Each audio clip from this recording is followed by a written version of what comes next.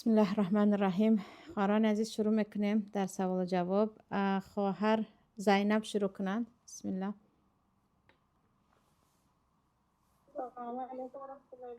و علیکم السلام و رحمت الله و برکاته. الحمدلله. خواهرم بفرمایید. درباره افطار روزدار میگفته استاد. درباره افطار دادن به روزدار در ما حدیث است در سنن ترمذی. پیامبر صلی الله علیه و سلم میگن من افطر صائما کان له مثل اجره غیر ان لا ينقص من اجره شیئا. یعنی اگر شما روزدار رو افطار دادید یا شکمی روزدار رو سر کردید، مانند آن روزدار شما اجر میگیرید، ولیکن از اجر آن روزدار هیچ کم نمی شود. و عیناً با همین معنا درباره عمره و حج هم آمده است. کسی برای یک نفر برای حج اگر پول داد، مثل او ثواب حج یا عمره را می گیرد و از اجر او چیز کم نمی شود. برای همین چی بای باشد چی کم بغل باشد، روزدار رو خوراک دادن، افطار دادن خیلی ثواب کلان دارد. شما ثواب روزتان دوکرات می شود. اما در اینجا دقت میدیم به ریا نکردن، برای آنکه یعنی ریا این از چی گویم یک زهری است که از هر طرف بالای عملها چاشیده می شود. بعضا افطار میدین فقط به خاطر نشان دادن خانه یا به خاطر اینکه بین دیگرها دسترخوان اینها بالا باشد، یا یگان نیتی دیگر که مهم آنجا رضایت الله و اجر روزدار نیست، اجر خوراک دادن روزدار نیست. ثوابش خیلی کلان است، اما باید از ریا دور باشد و البته بهترینش نزدیکان، خویش و تبار و البته که محتاجان. برای آنکه بدترین دسترخوانی هست که در آن فقط بایها خوراک میخورند و قمبغل از آن نصیب ندارد. خواهر میژگانه بفرمایند. استاد جان دو سوال داشتم. یکمش همین که همین کودکان صنفی نو بود، دخترچم 9 ساله بود، پسرچم 10 ساله بود. خیلی روزه هاش نمی داشتن، نمازاش نمی خواندن. حاضرم و شکر خدا خیلی دخترچم قرآن به گذشتگی و همین پسرچم که نماز به حد دشواری میکنم.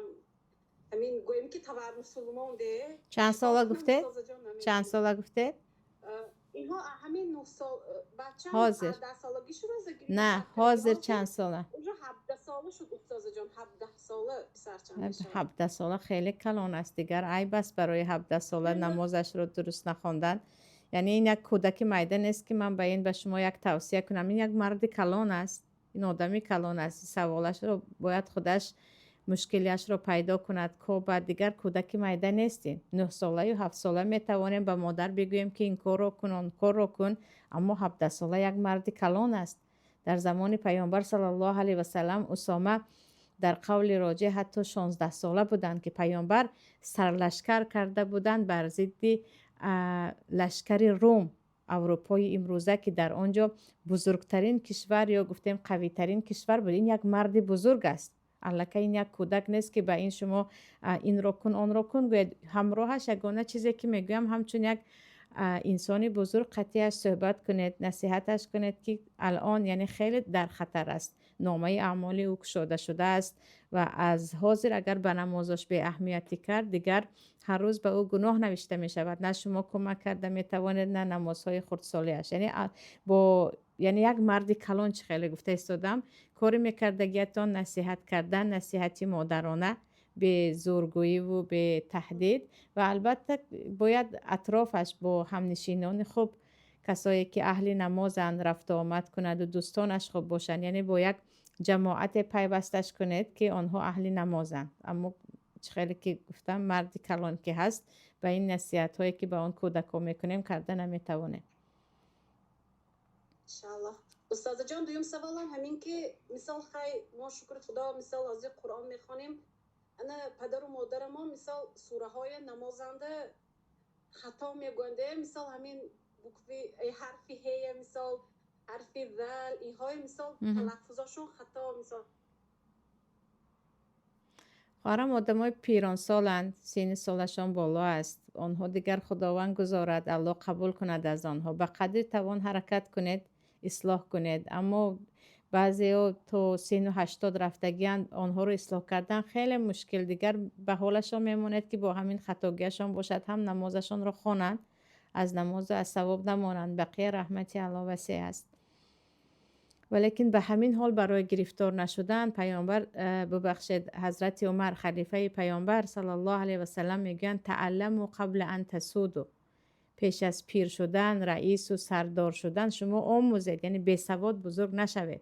برای همین هر یک این جوانی پیری دارد، هر یک صحتمندی دیگر بیماری دارد.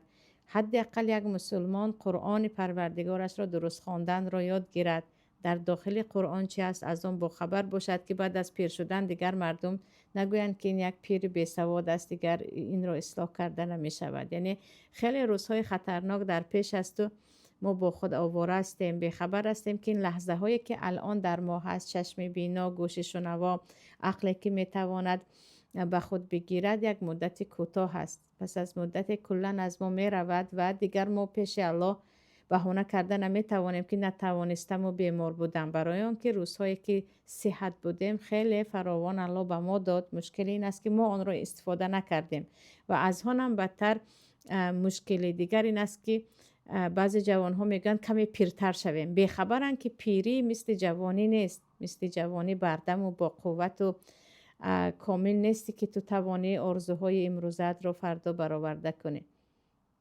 خواهر منظوره بفرماید. السلام علیکم استاد جان. علیکم السلام و رحمت الله. سوالم در رمضان کمتر بیرون استاد جان میبخشید. مشکل نداره. درباره و نکاحی مثال اما بچه خال و بچه یا که اما بچه تقا بچه گرفتن حاضر در تاجیکستان خودمون میگویند که قانونی گویا من شدگی زکس نمیکنن یا که همین فرزندای ناسالم در همین حساب میبینن. همین استاد جان حاضر دادر من با مادرم دختری تقام گرفته داده سر حسابی همین میگویند که پدرم راضی نه فرزندش ناسالم میشد گفته کدام آیت قرآن آمدگی بود است که همین خیش تبار ممکن است استاد جان؟ عکس است. در سوره احزاب درباره حلال بودن عمه بچه، خاله بچه، عمک بچه آیت است. پیامبر صلی الله علیه و سلم زینب بنت جحش عمک بچه خودشان گرفتگی هستند. زینب عمک بچه پیامبر بود. پیامبر صلی الله علیه و سلم دخترشان فاطمه را به عمک بچه خودشان دادن که مثل جیانشان میشد حضرت علی. و زین العابدین از علمای برجسته که نبیره پیامبر هستند، بین حسن و حسین اینها با هم قدام میشوند، هم از طرف پدری هم از طرف مادری به فرزندان علی و فاطمه میچسبند. یعنی اور فرزند بیمار میشود، اما در همه عائله و فقط در عائله های خویش و تبر نه. عائله هایی که خویش و تبر نیستند و فرزندی بیمار دارند آنها هم کم نیستند. از جهت طب همین گونه یک کشفیات گویا کردگی هستند، ولیکن اکثریت فرزندان بیمار از خویش و تبر نبودن هم هست و فرزند بیمار رو یکی میتوانیم بگویم یک امتحان الله. از یک طرف بعضی پدر و مادرانی که از حد ناشکری میکنند یا گفتیم نعمت سلامتی رو نمیدانند، خداوند همچون جزا به بعضیشان حتی فرزند بیمار میدهد. و بعضی همچون امتحان که ببینم صبر میکند یا نه. اما اینکه حتما فرزندت بیمار میشود گپ دروغ است و یا اینکه آیت باشد حدیث باشد این هم اساس ندارد. برعکس آیت درباره حلال بودن عمک بچه و عمه بچه هست و خیلی گفتم پیامبر صلی الله علیه و سلم با خویش و تبار خود هم ازدواج کردن، هم دختر هم دادگی هستند. و یکم ایفون نوشتگی خواهر بفرمایید.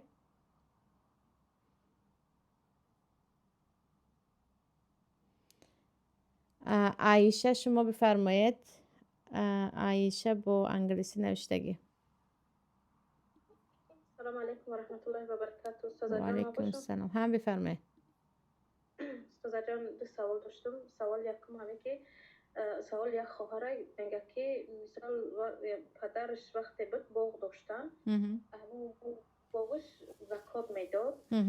حاضر پدر نیسته الحمدلله مادرش هستن میگه که همو زکات مال بعد هم مادرش هم برادرش از همو خونه برادرش زن فرزند داره همو خونه ده میگه همو زکات مال شو حاضی با اتشم برادر با اتشم میگه میشه هم مادرم هسته برادر پولی مادر در آنجا آمیخته باشد مادر به دختر داده نمیتواند برادر از آن خودش را جدا کرده داده میتواند اما مادر کتی اگر پولشان آمیخته باشد داده نمیتواند زکات به فرزند و به نبیره و پدر و مادر و بابا و بیبی داده نمیشود به همسر اگر پول خودش را جدا کرده دهد میشود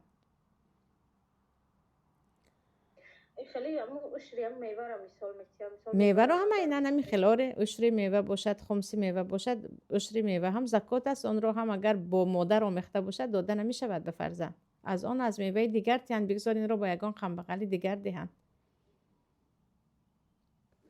بعد استاد جان دویم سوال هم که مادرایی که فرزنداش رو با اپیراتسا میگیرن مثال والنسیت بسیار میمونن 10 تا 10 روزی را میمونن همون مادر خودش میتونه که مثلا همون کودک اذان کنه یا که همون کودک تا چند قینگیشه باید مشکل ندارد مسئله اذان خواهرم مسئله فرض نیست مستحب است بعد از برآوردن اذان میگویم مشکل ندارد بعد از 10 روز برآورند هم اذان میگوین نگم باکی ندارد انشالله و این هیچ کس گناهگار نمیشود اگر گوید میشود لیکن اساسا مرد اذان میگوید امینه بفرمایید و یک امینه شما بفرمایید السلام علیکم و رحمت الله. علیکم السلام و رحمت الله برکاته. سوالی من چنین است، دو سوال دارم.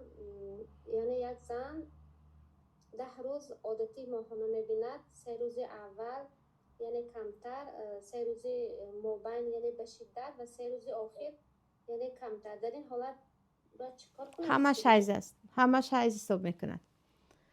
همون مقداری کمش هم دارد؟ آره کم و زیاد فرق ندارد. در ما حدیث حضرت عایشه است در بخاری، ما در روزهای حیض یا در وقت حیض رنگ‌های خیره، زرد بلند و مثلا جگر رنگ و اینها رو حیض میشماریده میگن. مادامی که پیش حیض پیوسته است و بعد از حیض پیوسته است همش رو برابر حیض حساب میکند و تا زمانی که کلاً خشکی یا سفیدی رو ندید نماز نمیخواند. تا 10 روز میتواند یک زن حیض باشد، حتی تا 13-14 روز هم میتواند. سوال دوم، پسر و دختر از چند سالگی بر روزه و نماز فرض میشود برای دختر بچه و پسر بچه؟ با پسر بچه و دختر بچه بعد از به بلاغت رسیدن، دخترک با حیض دیدن به بلاغت میرسد، پسرچه با احتلام شدن یا الکی یعنی موی لبش میبراید، شکلش به آدمی کلان مانند میشود، نورس میگوییم ما، 13 ساله 14 ساله بعضا 12 ساله حتی 11 ساله هم در بعضی کشورها. ولیکن پیامبر صلی الله علیه و سلم از 7 سالگی یاد دهید میگویند نماز را، اگرچه از به بلاغت رسیدن فرض می شود، لیکن پدر و مادر از 7 سالگی که الکی وقتی فهمیدنش و وقتی کم کم سنی تمیز میگن جدا کردنی بدی و خوبی رو عقلش میگیرد، از 7 سالگی باید هم نماز هم روزه هم تمام فرض‌های الله رو یاد دهید. اما روزه رو گرفته نتوانست، نیم به نیم گیرد، مهم از 7 سالگی باید یاد گیرد. و یکم خواهر حلیمه بفرمایید. السلام علیکم و رحمت الله و برکاته. و علیکم السلام و رحمت الله خیره. استاد جان سوال داشتم که امی تفسیر قرآن میشه که چت نیما ایرویمو استفاده برای میشود. آره میشود، اگه مشکل نداره. نه ناحرمتی نمیشود. شما برای خواندن میکنید برعکس ثواب میشود، فقط حرکت میکنید بعد از خوانده شدن زیر پا نشود یا سوزانید یا جای مانید که زیر پا نشود، اما یک مشکل نداره. و یکم من در مسکو در خانه زمینی هستم. اینجا من حلیمه نام برام دخترم خطی اومده، من عمر سوره هم بفرمایید خواهرجان. یک خبر کدگی استاد جان میگن که هفتاش درسته که ببری برای چند تا خونه همسایه میره و سان خلاده داشتن که خیرات نمیکنن بگیم میکنن سخش میتن. من میتونم هفتاشون ببرم بعد از چی رو بره نفهمیدم من دویم سواله. از مرغ ها مرغ دارم. پری مرغ رو بریدن میگید، پری مرغ رو بریدن به خاطر برای پریدن نرفتن. اگر دیگر یگان علاج نگه داشتن نیست آنها را؟ نه زمین کلان دیگر میگوست دیگر محکم شد نگاه نمیتونیم. آخر باید محکم کنید برای اینکه از یک جهت اگر ضررش جدی رسد به همسایه ها ممکن است، اما هرچی باشد هم حیوان است و به او ظلم می شود. یعنی وی علکه یک کسل حساب می شود که اگر بریدید، یعنی وی همان گونه که دیگه پرنده ها می توانند اون نمی تواند. اگر از حد ضررش رسد می شود، اما در غیر این دیگر چاره یابید. الله یفتح کنه. ها فهمیدم. لیکن یگان اطرافش رو محکم کردن و آخر میگوین یگان چی ساختن که انشالله میتوانید. خواهر مناجات بفرمایند. و یک کشتن حیوان جایز است، در مرغ کشتن هم گوسفند کشتن، اما اذیتش ممکن نیست. اذیت با یگان یعنی عیب دار کردن آنها. خواهر مناجات بفرمایند. استاذه وقتی حیث تفسیر قرآن رو خوندن ممکن است از روی تلفن؟ انشالله از تلفن باکی ندارد. انشالله تفسیر که میخواند انشالله باکی ندارد. و یکم فرنگیز بفرمایند.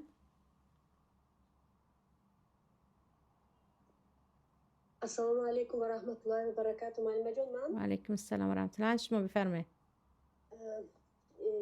دو سوال داشتم اگر ممکن باشد. معلش. جوابی کلانتر میخواستم از شما. ما خونه گرفتگی در رفته هستیم.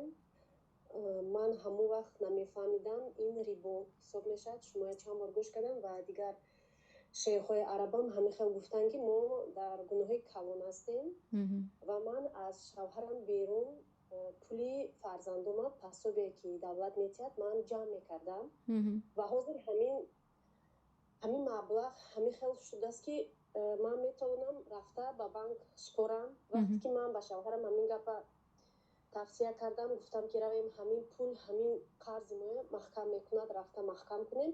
شوهرم میگوید که نه ما نمیرویم این پول گرفته میمونیم و حاضر نه پولی کم کو ما خودمو محکم کرده میتونیم، لیکن این مبلغ حاضر نیست. دو بار تفسیر کردم نه کار با میرود. اگر من حاضر رفته خودم پولی همین بانک قرض به رخصتی شوهرم رفته سپارم با گناه دست میزنم یا نه برعکس خودتان رو هم خلاص میکنید، خواهرم شوهرتانم شاید کمی غضبی شود لیکن بعد از وقت خیلی راضی میشود. برعکس سوال دویم معلم جان، همه خیلی آدم هستن که از دولت پولی کلان میگیرند و از همون پول خانه میکنن ماشین میخرن، بعد با دولت پول نمیگردونن لیکن میگوین که ما بانکروت شدیم. این گپاشون دروغ معلم جان، استفاده برای نفس خود و بعد دولت از این آدم پولی کلان میگیرد و از پولی کلان دو خانه میسازد. یک خانهش دولت خودش گردانده میگیرد و دویم خانهش این نیست همین آدمی که از بانک پول میگیرد. همین خیلی کار کردن ممکن همین خانه برای همین آدمی که پول میگیرد و از روی قرض از روی همین ریبابا همون خانه به زندگی میکند، همین خیلی زندگی حلال میشه یا که این چی خواهر فرنگیز دویم سوال جوابش خودتانم میدانید، دیگر همه خواهران میدانند که هم دروغ است هم فریب است. اگرچه در دولتی کافر باشی با کافر هم دروغ گفتن و فریب کردن ممکن نیست. در یک حالت با یک دولتی که شما جنگ دارید، مثلا حاضر اوکراین با روسیه جنگ داره اوکراین رو در آمده پاره کرده ایستاده است، مالش رو هم گرفته ایستاده است. دو دولت با هم جنگ دارن. مثلا دولت مسلمان با یک دولت کافر جنگ باشند، در حقیقت جنگ کشاکشی. در اینجا چیزی آن را گرفتن ممکن، آن را فریب کردن ممکن است. اون هم به قول نه همه علما، بعضی علما میگن نه به حقت میگیری و فریب و دروغ کتی نه. لیکن این چیزی که شما گفته ایستادید به روسیه آمده من چی شما هستم، آدم شما هستم، پاسپورت اونها رو میگیرید، شهروندی شما هستم، بعد این گونه دروغ میگید، ممکن نیست. این کار هیچ حلال نیست، برکت هم ندارد. و من شخصا چند نفر رو یعنی میشناسم که گویا که همین کارها رو کرده پیش میرویم گفتند و برعکس خیلی آلوده شدن. بعضیشون زندان هم شدن، بعضیشون چند برابر صرف کردن. تماما ممکن نیست این کار. یعنی این در دنیای دو روزه هم خصوصا برای یک مسلمان شأن و شرف اسلام رو به خاطر دو تنگه دنیا این گونه فروختن خودت رو این گونه بی آبرو کردن تماما ممکن است. کلا حرام است این گونه زندگی کردن و این گونه گویا درآمد کردن، دارم و ندارم گویان از چند جهت. خواهر نیسا بفرمایند.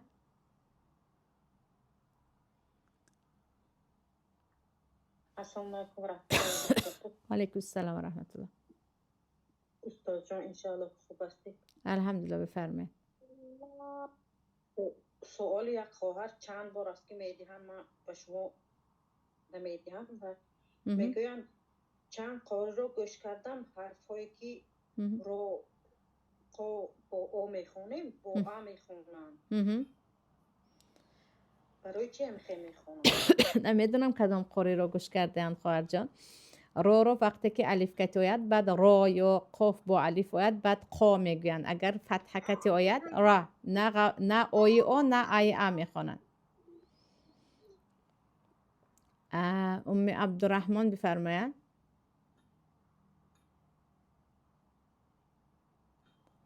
با تاجیک نوشتگی ام عبدالرحمن شما. سلام علیکم و رحمت الله و برکاته استاد جان. و علیکم السلام و رحمت الله. استاد جان یک خواهر سوال داده است که اگر ما زکات مال ما پسر خودش در ترمه هسته با در همون ترمه تاجیکانی هستن، اما میگه که ما زکات مال زکات سوم اگر ما همون ترمه در بتم قرش هم بچه هم همون جا هسته همون در بتم همون چی کنن همونجا بخرن چی در امی رمضان امی اوی درست می شود؟ ام عبدالرحمن خیلی که پیشتر گفتم زکات به فرزند داده نمی شود. به فرزند زکات دادن، زکات یک عبادت است، اون را الله تقسیم کرده است و ما نباید اون را به فرزند بدید، به محتاج میدهید. اگر فرزندت محتاج باشد از دیگر پول کمکش میکنید، نه از زکات.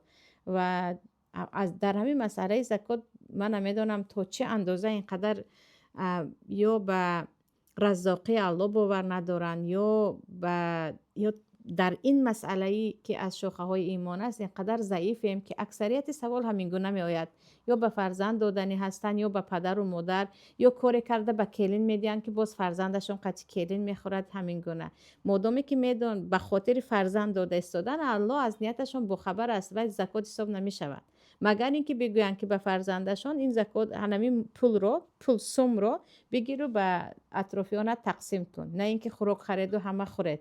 در اینجا درست نمی شود. زکاتشون کلا خطا حساب می شود. مادامی که میدیم که بچه‌ام با اطرافیان خورد، الکی نیت اینجا فرزند خود شد. استاد جان می شود که با بچه چه عدل نایسومی خودش روی کنه و حقی زکات با او بچه می شود داره شرط مانند به فرزندشون بگن که این رو بگیرو به همون اطرافیانت ده، خودت استفاده نبر. این گونه می شود. جزاک الله خیرا. و یکم خواهر فرزانه بفرمایید. حسن و فرزانه.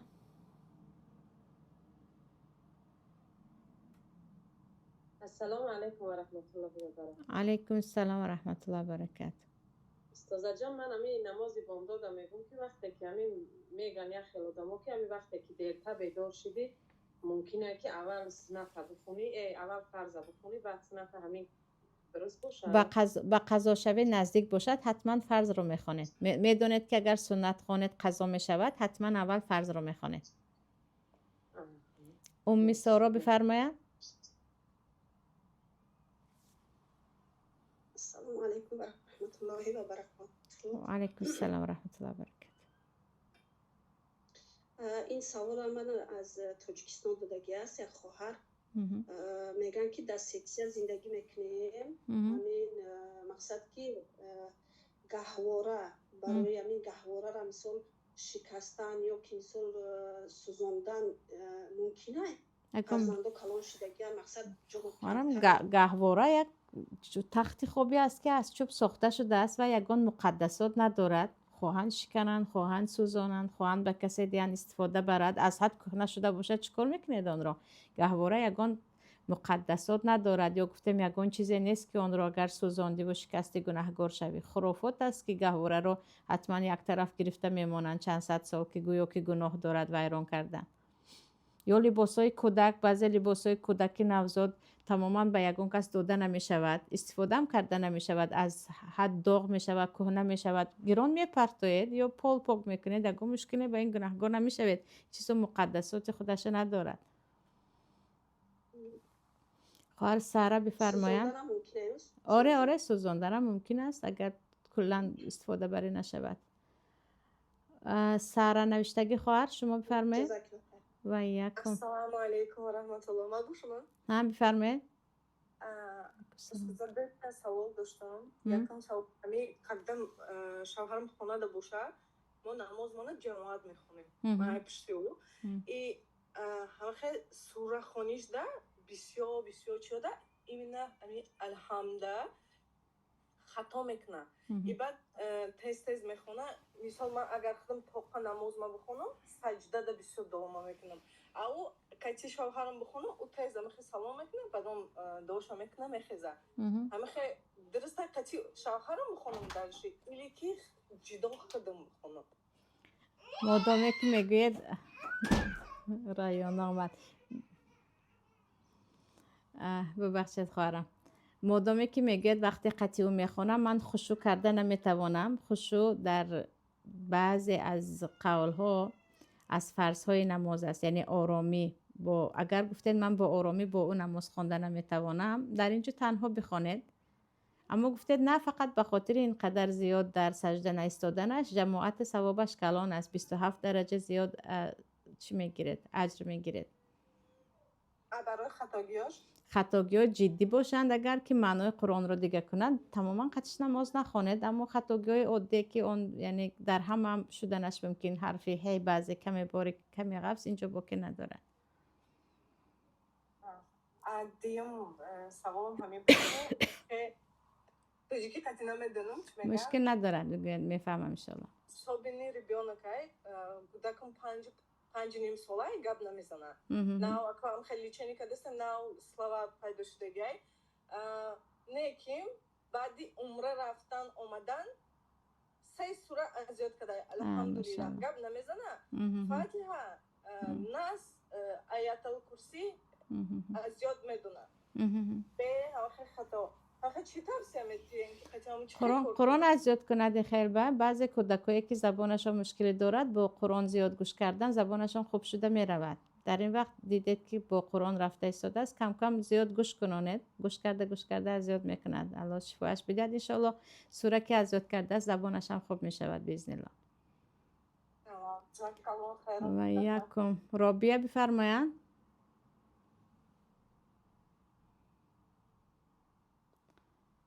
رابیه هستید؟ امی صبریه شما بفرمایید. علیکم السلام و رحمت الله و برکاته. امی صبریه سوال بدین. استاد جان ما در پیکار کار میکنیم همه در رمضان و نویچ میکنیم بسیار آدمایی هستن که بسیار روزافطار بودن میومدن میخریدن همه آدم‌ها گناهکار میشن. در کدام دولت هستین؟ در روسیه. خواهرم در رمضان بهترش که بهترین چیز است که یک ماه برای خودتان ملخصی بگیرید یا گفتیم اتپوسکا بگیرید. یکی مسلمان ها هم گرفته از آن خوردن شما به یک گناهکار کمک میکنید. بهترینش همین است که یک ماه کار نکنید. اما گفتید نه من نمیدونم کی میخورد مهم جای کار دائمی من است. در اینجا شما یعنی از این چیز مسئولش نیستید. یعنی شما در یک کارخانه کار میکنید که کی میخورد به اون به شما تعلق ندارد. اما گفتید نه ما در جمع خودم فقط کار میکنم. ما بسیار کار میکنم. دیزاین کار میکنم. یک میسایت که نخلاشم سودا میکنم و یک ما راستی نمیدونیم که میخورد. در این وقت انشالله گناهگار نمیشوید. نمیدونید که کی میخورد. مهم شما هر روز میپزید دوامش یعنی در این مسئله زیاد گفتگو نمیکنید. با آن با گردن شما آنش قرض نیست که من پختم که خورد گفته گفتگو کردن. اما مخصوص شما یعنی روزه خورم می آیند و با آنها خوراک می دهید برآورده به دستتان نه اینجا گناهگار میشوید. نه در اینجا هم میدونه میخره، هم تاجیکان هم استان میخره، ما نمیدونیم که کی نه. آره کی چی میخره در اینجا انشالله بکنه است انشالله. رابعه بفرمایید. السلام علیکم و رحمت الله. علیکم السلام و رحمت الله. سوال من اویدی نماز خواندن بود استاد جان. رمضان سر شد، ما همراه شوهرم نماز میخونیم، از بس که آن کس حالا نمیدونم برابر من میستم. همین چخیل استاد جان نادرست است یا درست است؟ خواهرم شوهرتون آدمی کلان هستند، برابر شما نیستند، دیگر یاد گیرن یک بار دوباره بخوانند. کودک باشد چیزی دیگر است. کودک مادر را دیده یاد میگیرد. زن و مرد پهلو به پهلو ایستادنش در نماز درست نیست. نه مرد اگر امام باشد هم زن باید در عقب ایستد. خشوع از بین می رود. از فقهی هم درست نیست. اما مرد که کلان هستند، یعنی کودک نیستن که شما هر بار پهلوتون بگرفته نماز یاد دید. چند بار بگوید یک بار دو بار دیده دیگر یاد میگیرن. خودشون خودشون پیش گذشته دیدن و اکو فکرشون در عاقب نگاه میکنن و میکنن. برام یاد گیرن خودشون. همه قدر چیزی مشکل نیست نماز. بعد پس من کمتر با آواز خونم برای من هیچی نمیشه. استاد جان با آواز برای که آن کس گوش کنن و عمل کنن از روی شوندگیشون. خواهر رابعه من به شما گفته ایستادم که شوهر شما کودک نیستن. شوهرتون کودک می بودن این چیزها رو میکردید. نوشته دیگه دوزر همه نمودی نمازخوانی در اینترنت هست، دیده نماز میخونن، نه اینکه یک مردی کپا کلان زنک خوند و آواز او رو گوش کرده خوند. این هم یعنی برای کودکان این چیز درست است. عقلا هم اخلاقا هم فقها هم درست نمیگیرد.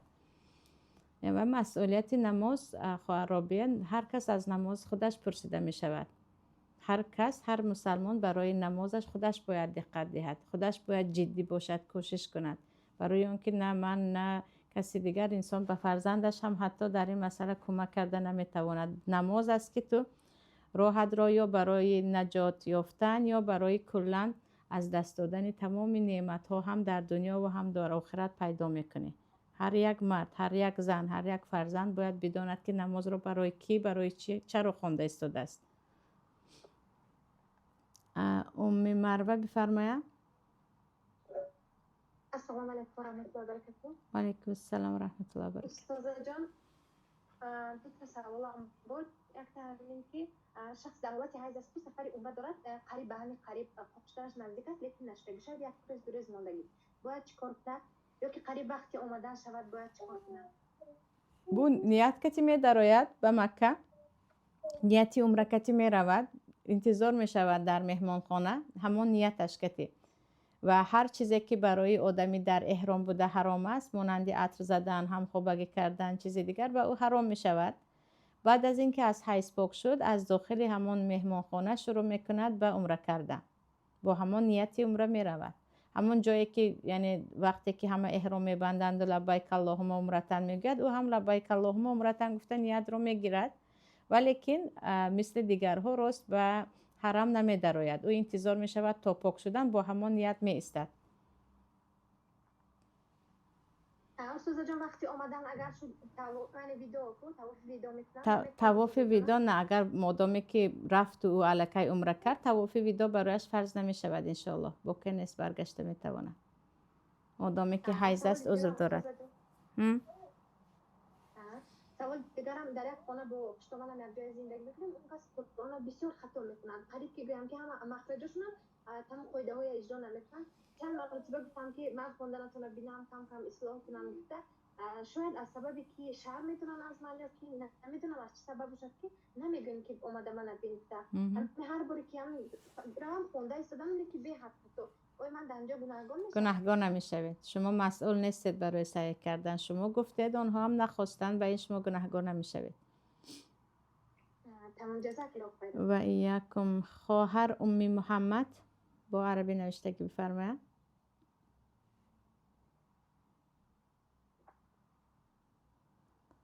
السلام علیکم. من باشم ملوه جان. و علیکم السلام. خیر بدید شما. ملوه جان سوال من همین که امین سنگ مزار که در سرای قبر میمونن برای قبر گم نشیدن همین گناه هست؟ پیامبر صلی الله علیه و سلم بالای قبر ننویسید، بالای قبر را بنا نکنید گفتگی هستند. سنگ هایی که نام را نوشته سنگ های قیمت میمانند اون گناه هست، اون مانندی به نصرانی ها هست. اما یک سنگ عادی که و یگان قدر و قیمت ندارد برای نشانه مانده گناهگار نمیشوید. برای نشانه دیگر کنید، به خاطر حدیث پیامبر دیگر کنید، یگان سنگ عادی بمانید، به یگان خط و به هیچ چیز خاکسارانه. پیامبر همین سه من کردگی است. پیامبر همین سه من کردگی است. سلامت باشید. خواهر چمنگل شما بفرمایید.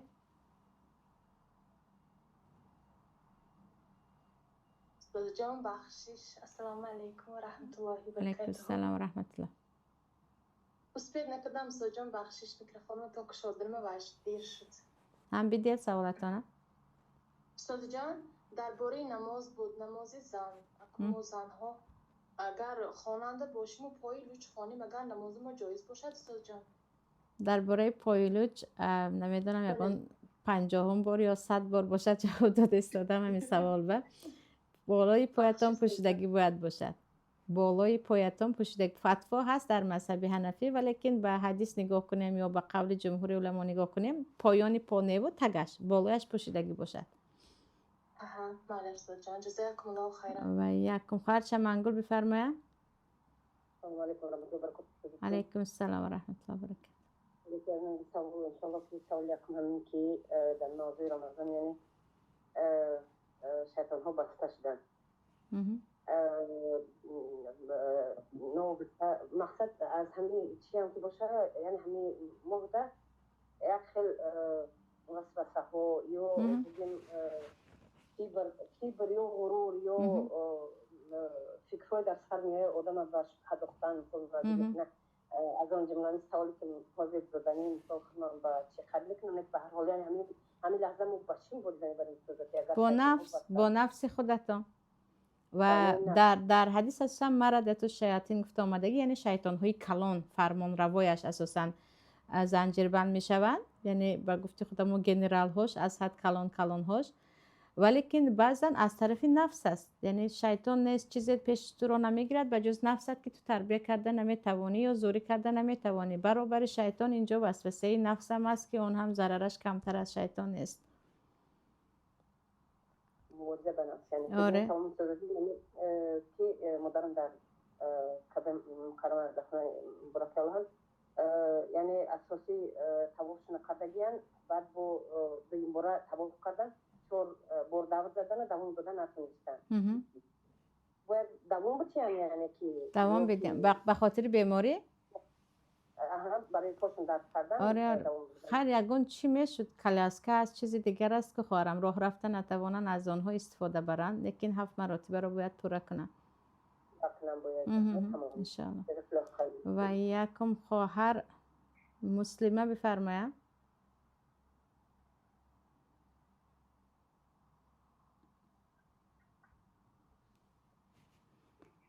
مسلمه سلام علیکم استاد جان. علیکم السلام و رحمت الله. الحمدلله خیرم بفرمایید. یکم بارسه از الله دوستان می‌دارم برای امکان نتونستم خیلی در اومدم. خداوند شما را دوست بدارد. احبکم الله الذی احببتنی فی. استاد جان چند تا سوال دارم راستی کوتاه کنم باشد این التماس جواب بدین. خیلی مشکل در اومدم در سایتون. این مادرم پیر 68 ساله های سبب بزرگی بدنش پا توزه کردنش کمتر مشکل تره که الان جزای خیر تا ینگم هوای قطعی همو ینگم خیلی پاک میکند مثل 2 ماه با یک بار 1 ماه با هوای گناهگار نمیشم استاد جان. خواهرم پاک کردن بدن خصوصا بعد از پیرانسالی و فرض نمی شود مگر اینکه خیلی اذیت بیند آدمی مثلا بیماری یا گفتیم آدمی پیر وگرنه اون چیز فرض نمی شود. فرض نیست پاک کردن. که میگم شبو میگه یکی شب روز مرگ میایم. آخر مرگ نیم، مرگ به اونجا هیچ چیز نگه نمیکنن. من در شستن مرده گفته بودم خواهران عزیز که مشکلی ما، مصیبت در بین ما این است که مرده رو تماما مثل کودک نوزاد میکنن. مرده کاملا بدنش پنهان میشود. مرگ است نیست، تماما مرده بدنش کلا پوشیده می شود. و ببینید که همین جا هم مقصد ریا هست. یعنی یک انسان به یک گناه دست زده ایستاده است، اون هم به سبب ریاکیه که من میمیرم و مردم مرا میبینن گفته. بعد از که مردی فقط تو عملت میماند و مرده رو طرز میشوین که تمامی بدنش پنهان بماند. یگان یعنی ذره از عورت مرده کشاده شد، مرده شو به گناه کبیره داخل می شود. این چیز رو باید جای بکنه. دویم سوالم که از سبب بزباله بدنشان این وقتی که برای آب طهارت کردن اسراف کردن در کره هوای یک خرابای آب قدیم میگم من طهارت کردن نمیتونم. مشکل نداره در اینجا، همون به مقداری که میرسد انشالله با اون طهارت کنن. خب بعد همین وقتای یوشکایشون در حساب فرزندی بدنشون بین سود خوب کدگی در رمضان انیق نمیدونن که چندی رمضان را خوردگیان بعد حیز بدگیشوندم روزه گرفتیان. خب مادر چه خیلی که هیچ کدام میکنه بگیریم بده امینا خیلی که حاضر الحمدلله چون میگیرن هر دوشنبه پنجشنبه از این مایو دارو میگیرن و همین ما با میتونیم که برای دل ما پرشیدن فدیه روزش مثلا مو قضایی و بتیم مسکینو ده اگر مادرتان گرفته نتوانند، اگر مادرتان گرفته نتوانند شما فدیه میدهید، برایتان حتمی میشود. اما گفتید که نگرفته استودن شاید که همش رو بگیرن. نه گرفته یعنی هر شنبه پنجشنبه تمام گرفته استودن حاضرش کاردار نشوید. خداوند عمر با برکت شانتی از شاید بگیرن. یگانه وقتی که یک انسان مثلا پدرت مادرت از دنیا گذشت، وقتی او همین گونه روزه های زیاد دارد، خصوصا در مذهب حنفی فقط فدیه میدهه، یعنی قضاش رو نمیگیری و کاملا فدیه میدهه. اما اون بعد از یک نفری که دیگر از دنیا رفت، اما یا اینکه کسلی که عموما برای شفا یافتنش یا روزه گرفتنش امیده نیست، مادامی که مادر شما روزه ها رو به قدر توان گرفته استادن، الان فدیه ندهید و صبر کنه. پدرم گذشتگیان اونا قضایی به حد بسیار از ویا میتوانید لیکن از پدر میتوانید ها میتوانید فدیه دهید و خوش به حالتان درباره اعمال پدر و مادر است. بعد استاد جان همین دخترک بچه‌م الحمدلله 8 ساله و 9 ساله دو پورا حفظ کردن، کمتر تیزتر میخونن.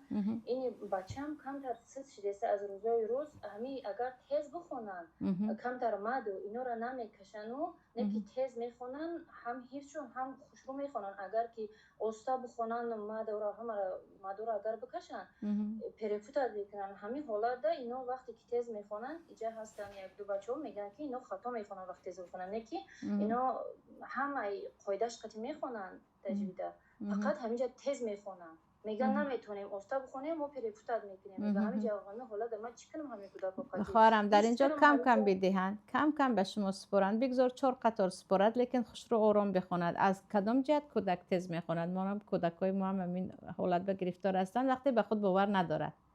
کودک به خود باور ندارد برای این تیز خوانده خلاص میشود. در اینجا شما با او برای باوری حاصل کردن میگه که یک صحیفه نسپر، نیم صحیفه نه از آن کمتر. مهم آرام با تجویدش سپر. برای من حفظ تیزر لازم نیست و به من خوش رو خواندن، بی خطا خواندن لازم. بی خطا خواندن فرض است، حفظ کردن فرض نیست. در آنجا بگید کم کم سپر، از حد کم سپر، فقط خوش رو سپر. خب استاد جان یک سوال دیگر، سوالام باید بسیار آخران سوالاتون تا حق دیگر را به ظلم نشود. ها خب استاد جان آخران سوال باشد. یک خواهر سوال دادن که در خوردیش دستمانه یک ای خیلی سوال دادن ای مکتب میآین که همه دکانش دستمانه میآورد. او 4 تا صنفی تقریبا میگه 4 5 بودم که 3 4 بودم میگه باید من دکانش وقتی که دستمانه میآورد دستمانه طلا بده. خیلی کودکا باز کده اومدن خانه ده این مادرش قطعی اپش دستمانه را دستی گرفته ای گفته که همو دکانه تبگو که گم کردم. اینا دیدن که طلا دکانه تبگو گم کردم. اینا بعد گرفتن. ای میگه که دخترک میگه که وقتی که ما را گفتم گم کردیم و فقط چند قر رفتن اومدن مقصد خیلی بیاویم بودی این ای کوچه افتادی ای کودکم ایش گرفته مادر دیده که طلا اینا گرفتن قطعی اپشان فروختن. بعد میگه فروختن چیزی خریدن در جاش همین میگه ما چخیل ما گناهگار میگه ما چون کودک بود او کودک بود گناهگار نه گناهگار اوچش و خواهرش هستن لیکن به گردن الان که بزرگ شد و در یادش است در ذمه‌اش هست یا از همان دوگانش حلالی پرسد یا اینکه به او نرخ همان را حساب کرده دهد دوگانه‌اش میگه هیچی نمونده مادرش مرده به حد اویلای کم بغل بودن مادرش مرده اکش همیتش بیماری روحی شده اویلا پراکنده همون دختری که بده او نمیدونم در کجای شکردگی میگه نمیو ما رو نمیتونه یافته میتواند خواهر مسلمه آدم حرکت کند یافته میتواند این حق کس است در یادش هم هست که یک نفر چیز قیمتش گرفته بود و مادرش داده بود در یادش هم هست این چیزها با من نمیدانم یافته نمیتوانم حق آدمیزاد از بین نمیرود فکر نکه بگم شوه پولی هم را حساب کرده آره یا بدو از او حلالی پرسد که حقم گذر اونجا گناهی من نبود من کودک بودم اگر او گفت نه من نمیگذارم باید پولش حساب کرده یافته دهد تقریبا می دختر خودش باید بخشش برسد آره در اسلام کودکان نامه اعمالشان نوشته نمی شود اما یک چیز را تلف کردن ویران کردن اون رو یافته می دهد آیلش یعنی خیلی نه که او کودک است هر چی کند می کند مثلا یک کودک یک نفر رفته چیزش شکست این کودک است با همین خلاص نمی شوی آیلش باید همون چیز را یافته دهد یعنی جبرانش وجود دارد خواهر مریم فهمیدم و یکم خواهر مریم جان بفرمایند سلام علیکم سوزا جان علیکم السلام و رحمت الله و برکاته الحمدلله خانم بفرمایید سلامت باش حکمی من که زن کسی طلاق کردگی چند دوره ها و فهمیدگی هسته باز یک سال تقریبا میروه فتوا میوه چی میوه میروه با همون زنه چی میکنم نکاح کرده های نه که میگیرد ما خطی همین مرد میشه و خطی همین آدم رفت آمد کنیم خشتباری کنیم خشتبارتون باشد شما خشتباری کنید او در گناه کبیره اولوده است اما خشتباریتون باقی میماند حضرت اسماء دختر ابوبکر مادر من مشرک است میخواهد با من رفت آمد کند میگن پیامبر اجازه میدهند شرک از این سه طلاق رو یک جا کردن هم گناهش بالاتر است مادامی که خشتبار هستید خشتباریتون رو دوام میکنید لیکن نصیحت میکنید به زنش هم به خودش هم قبول کرد نکرد ما کسی رو مجبور نمیکنید قبول نکرد دیگر گناهش به خودش و دیگر شما یگان چیز در گردنتان نمیماند خیش تبورتون اصلا خیش تبور که چی میکنید همون رو انجام میدهید و یکم مادامی که گپتان رو نگرفت دیگر چیکار میکنید دو رو خواهر فرزانه بفرمایند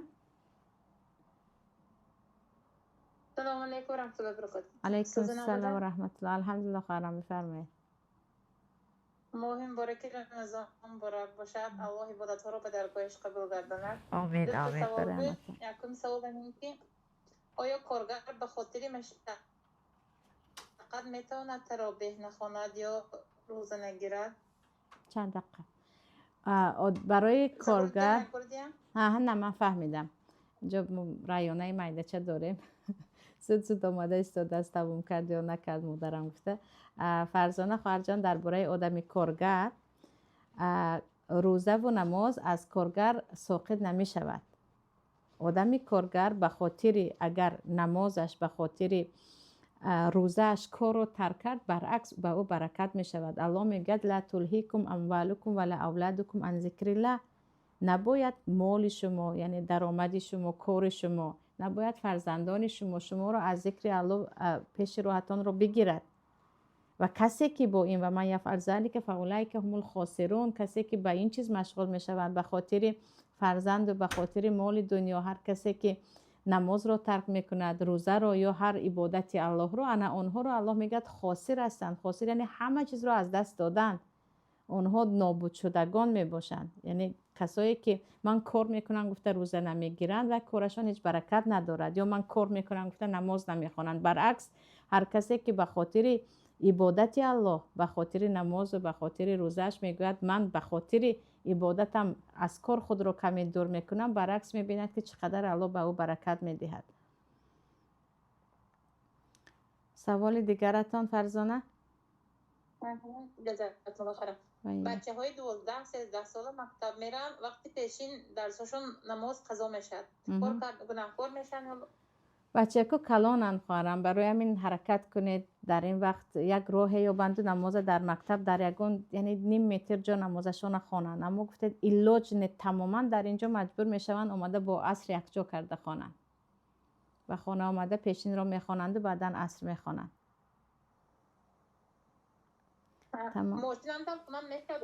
ماشینند فرض را خواندن نمی شود، لیکن از روی ناعلاجی اگر خوانند باز از روی احتیاط در خانه خوانند بهتر است. لیکن پیامبر صلی الله علیه و سلم در بالای شتر فرض را نمی خواندند، باز هم خانه دور نیست اما هیچ علاج نیست، هر چند دقیقه میماند. گفت در اینجا فاتقوا الله ما استطعتم، به قدر توانتان تقوا پیشه کنید، عبادت را انجام دهید، بخوانند. لیکن بهتری می شود اگر باز پیش از پیشین بخوانند احتیاطاً، پیش از عصر ببخشید. و یکم الان نگهبانتان خواهران عزیز صحت سلامت باشیم. باز یک روز درست پس سوال جواب را دوام میکنیم تا به کودک هم ظلم نشود. در پناه الله باشید. السلام علیکم و رحمت الله و برکاته.